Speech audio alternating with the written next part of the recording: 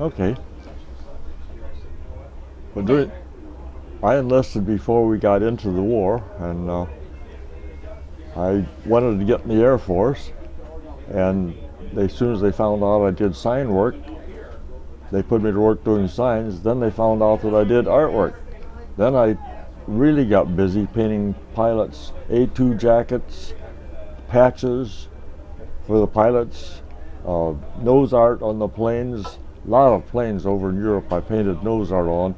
Never heard whatever happened to them or where they went. Some of them probably got shot down. But I had the pleasure of doing them. The going price was $10 for nose art, and I didn't want the $10. I wanted to fly. So they would call me and say they were going up. You want to go? And I run down and go. I wasn't supposed to be doing that, but I had a crew of 5 that worked in my sign shop, and so I could get away from there. And I was in charge, so I tell the guy, if anybody looking for me, tell them I'm down at the bomb dump painting signs. Nobody will come down to the bomb dump looking for me. So I did get a lot of flights that way. But flying in, after painting Doc on this plane, I never expected to really get a flight, but my wife and I were promised a flight in it. She passed away 4 years ago, so my daughter took my wife's place, and it brought tears to my eyes sitting up there watching you guys work. And it was quite a thrill to finally get to fly in the plane. When I painted it, it was just this front section. It was the rest of it was still in parts, and it was quite a thrill to be able to do a B-29, because we didn't have B-29s in Europe. I painted B-17s and B-24s and P-47s, and it was a thrill. Tell me about the patches on your jacket. All these patches, I did artwork for all of them. I was in most of them, like the 8th Air Force, 9th Air Force, Troop Carrier group. I was with all of them. I kept transferring. I wanted more artwork, so I'd get a transfer, and I got transferred to different outfits. When I was in the 8th Air Force, we had B-17s, 9th Air Force, we had P-47s. And I saw a lot of action of the planes. No fighting action, thank goodness. But they kept me busy doing the artwork, painting pin-up girls on the officer's bar. All the officers had me doing work for them. Naturally, my commanding officer would bring me 3 or 4 A2 jackets and have me do some painting on them. Then he would trade them with another officer who was going to Ireland or someplace, and he'd have them pick up stuff in Ireland for him. And I thought, geez, I'm doing the work, and he's getting the getting the stuff back from Ireland, and giving these jackets to these pilots. And I was pretty teed off on that. But what are you going to do? It's part of the job. So then I was sent to Paris at the end of the war. I was sent to Paris to take charge of all the artwork and sign work under the Eiffel Tower at an airfield, Air Corps. It was Air Corps at that time. And the Air Corps had a big exhibit. One of every airplane that we used in a European theater was under the Eiffel Tower. And I lived in a C-47 for 3 months. It was made up like a hospital ship with cots in it, so it was easy enough to sleep any place I wanted to. And I was the only one. There wasn't another soul with me. I was there for 3 months all by myself. And I tell you a funny story. I went to bed one night, and I slept up near the pilot's section, so the people looking in back here, they couldn't see up there. And I felt the plane move, and I wondered who's messing around with the plane. And I just kept quiet and waited. It was dark in there. I mean, you couldn't even see your hand and face, the front of your face. So I waited, and I faintly heard voices. Here was an MP. They had MPs patrolling the Eiffel Tower because the Eiffel Tower was our property at that time. We had it all fenced in. The French people couldn't even get into the tower. This MP was patrolling, and it was an MP bringing a French girl in. Well, these cots were going to be handy for him. And they were coming up through the plane, and the C-47 sits on quite an angle. And you have to take a hold of something to walk, and she was taking hold of the cots. When she got to my cot, she got hold of my arm, and she let out a blood-curdling scream. And the MP turned his flashlight on. He said, I didn't know anybody was in here. I said, I live here. He said, I just wanted to take her up and show her the instruments, how they light up in the dark. I said, go ahead. It took him about 5 minutes. I said, I claimed that I spoiled that guy's whole evening. Then, when the exhibit was over, the U.S. Army Air Force put it together. They assembled all the planes under the tower.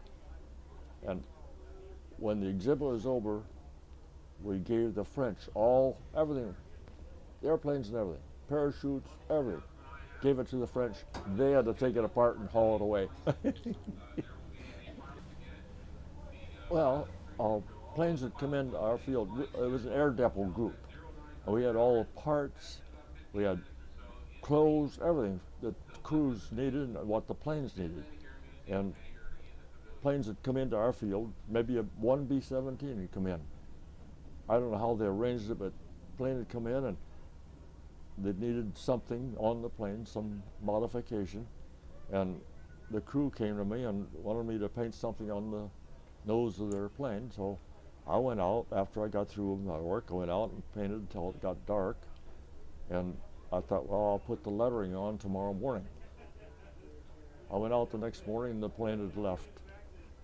So I didn't get to put the lettering on. I don't know where it went, but a lady who her father flew in the plane somehow got my name and called my daughter, and then she wanted to know if I painted that plane, and I said, yes, I did. And I've got a picture of it. There was an MP patrolling around the plane. You weren't supposed to take pictures of any of the planes. They're afraid the Germans would get a hold of it. Well, the Germans knew more about us than we thought we did. But there was an MP patrolling around the plane, and I had a camera up underneath under my jacket, up under my arm, and I watched him, and he went under the plane, and I saw him get into the plane, and I pulled my camera out and took a picture of of course, all we could get is black and white film at that time. There was no color, and I took a picture of it, and that's how I got my one picture. But I found out you didn't send it into the Army to have it processed, because if they saw an airplane in your film, they kept it. You didn't get it back. So that happened to me on the first plane that I took a picture. So this one here, I did it. Took the camera out, took the picture, put it back under my arm. Nobody knew I ever took it. And I sealed the thing up and brought it home and had it processed after the war, 3.5 years later.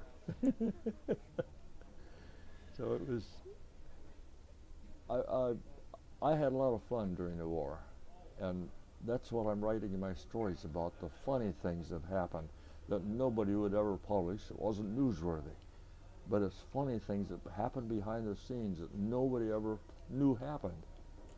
And being an artist and sign painter, I worked completely by myself, and I got to see things that nobody else saw. And the officers would confide in me, and I got to know quite a few of the pilots quite well, and every time they were going to go up, they'd give me a call. One guy called me, he says, you want to go up for a flight? And yeah. He says, well, go down to the end of the runway. The grass was about this high. He says, lay down on the grass. He says, when I taxi down to the end of the runway and turn sideways and sit there, waiting for clearance, he says, you come over and jump in the plane. It's a P-47. And he says, you'll have to ride piggyback. And that didn't sound comfortable to me. I'd be up above him, sitting on the back of his seat with my legs over his shoulders, and I'd be bent over like that because the canopy would be too low. So I turned him down. They called me Wayne Gomes, who was aviation photojournalist. He had met me before when I was working on Glacier Girl. And he called me and he says, we've talked to 5 artists out here in Wichita. None of them know what to do. He said, do you have any ideas? I said, yeah, I know exactly what to do. And he said, well, would you do a sketch for us? And I did a sketch of Doc, just as you see it on the plane. And they wanted Tony's Dream on it. So they wanted to know how I'd handle that, and I faded the lettering in and out like a dream. And then they decided not to put it on because it would look like a one man's plane. It wasn't a group.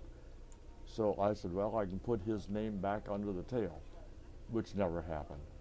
I told Tony that I was going to put it back under the tail. He said, that would have worked, but I never got to do it. But I did paint Doc. And I always insisted in painting both sides, not just the pilot side. Because when the plane is taxiing in front of a group of people, and it taxiing that way, fine, they would see the left side. But if it taxied that way, they wouldn't see the nose art anymore. So I said, put it on both sides. Then it shows regardless of which way they're taxiing. So that's what I did in all the planes I painted, was painted the nose art on both planes, on both sides. During the war, you only had time to do it on one side. And a lot of times it was there just overnight and you had to get it on fast, and it was gone the next morning. And that,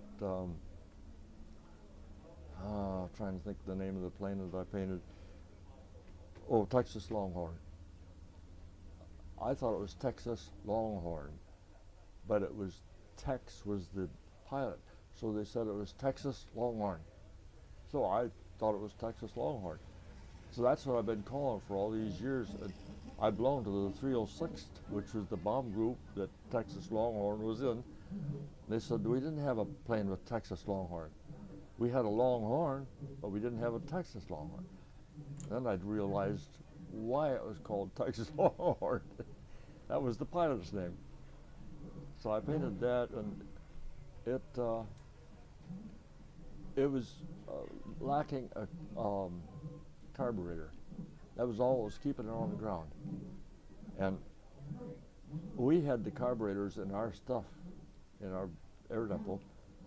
So our captain, he says, he couldn't give the pilot or the crew the carburetor because we had to put it on shelves and everything, get it all cataloged. And after the captain left, our staff sergeant at that time, he told the crew, he says, come back after dark, you'll have your carburetor.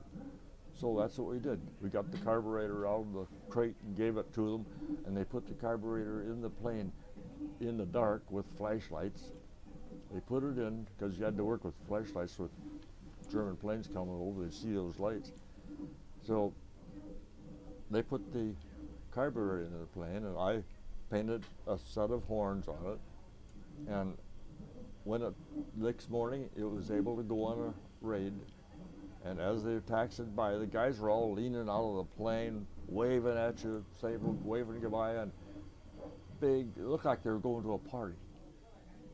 And they were all joyful, and all the planes are taxiing by, get down to run, take off, and it never came back. I don't know whatever happened to it, but it never came back. But we would count the planes as they left.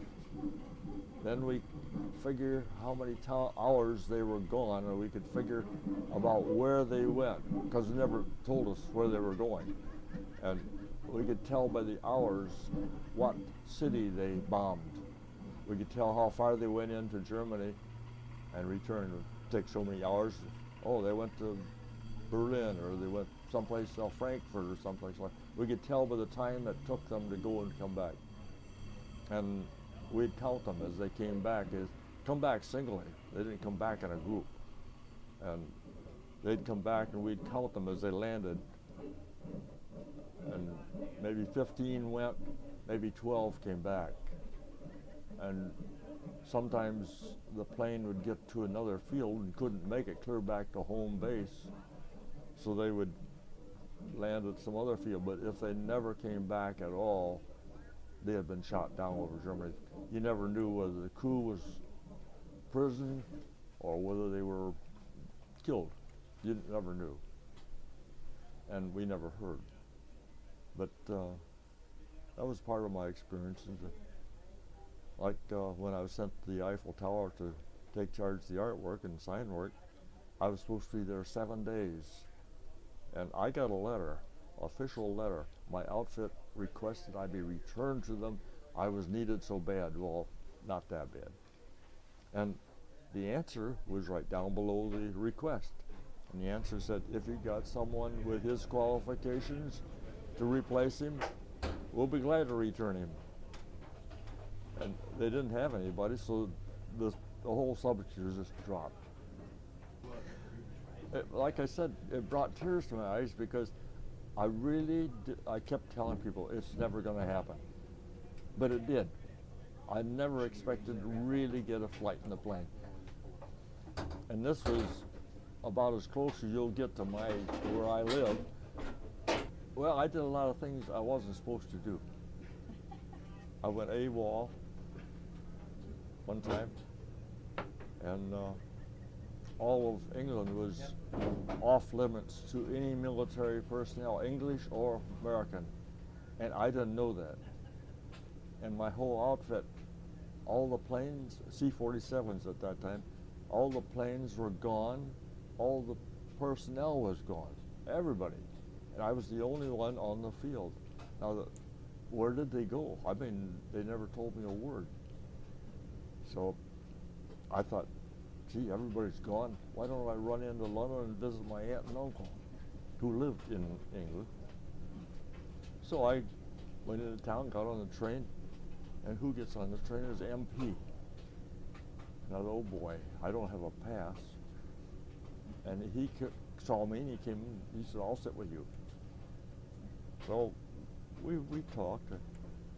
We got into London and he got off the train with me and we went into Victoria Station and he says, your exit is right over there. And he says, I got to go this way to make my report. He had delivered a prisoner to his outfit. He said, I got to go this way. And he says, you see those two MPs standing at the gate over there?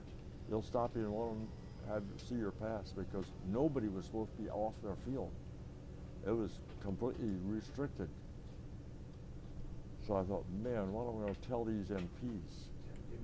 So I was walking slowly, thinking, what am I going to say? How am I going to come up with an excuse? Thank goodness the MP decided I'll make my report tomorrow. He come running back with me, and he and I walked through the gate. The MPs never even looked at me because I was carrying my briefcase. I got an MP with me, and we get on the subway, and he was going out the same way I was, and he says, you notice people looking at you? I know. And people were looking at me because I had an MP guard, and I was carrying a briefcase that everybody thought I had important papers in there. All I had was a change of underwear in my briefcase. I went to my aunt and uncles and cousin, and I said, I'm not going to move out of the house. We're not allowed to be out off the base. I said, I'm not going to move until we listen to the radio and find out what is going on. As soon as they announced it on the radio, it was the Battle of the Bulge. And our planes all went up there to deliver supplies to the Battle of the Bulge. And as soon as I got that word, I said, I'm leaving. I'm going back to my field. So England was all open again. As soon as the Battle of the Bulge was announced on the radio, it was all open. So I was able to go back with no problem. But I got back there before my outfit got back. Nobody ever knew I went AWOL.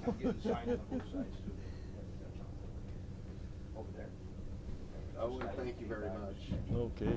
I got scads of stories. I used to tell my daughter and my wife my stories, and they said, "Dad, why don't you get that in writing before it's gone? In other words, before I'm gone." So I got a computer when I was 90, and it opened the door for writing my stories. And I've been writing stories and sending them to over 150 people all across the country. And I enjoyed writing the stories. It's a lot of fun reminiscing. How old are you now? 99. How old were you when you painted the nose art for Doc? About 83. And tours were coming through to see me painting, and a couple of them asked me, "How long will that painting last?" I said, "Well, I'll guarantee it for 18 years. I'd guarantee it because I've had them last that long, longer." And the guy look at me and, "How old are you?" In other words, 18 years, I may not be around, but I was guaranteeing it. What's your next project? Well, I'd like to do several paintings. I just finished a painting for my daughter. She didn't even know I was doing it. And anyhow, my wife played violin. She wanted a picture of the violin. I played harmonica semi-professionally, and she wanted the harmonica in with it. And my wife and I had a particular song that we said that was our song, "When Day Is Done." And so I put a sheet of music with the title of "When Day Is Done" in there. And she saw it just when she came up Friday. Friday, she didn't even know I was doing it. But she had requested it several years ago. So I'd like to do a painting. One of the first jobs I ever did was on the third story of a factory building, all across the building, almost a block long. And I had to put the name of the company on there and get up on ladders above the third floor. And that was a scary, I was right out of high school. And that was a scary job. I'd never done anything like that. Painting up that, if I fell off the plank, it was just a plank. Didn't have any guards. If I fell backwards or forwards, I wouldn't be here now.